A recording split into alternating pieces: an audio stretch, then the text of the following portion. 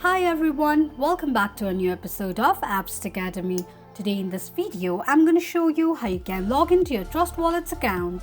Keep watching the video till the end. To log into your Trust Wallets account, firstly go ahead and launch open any web browser of your preference.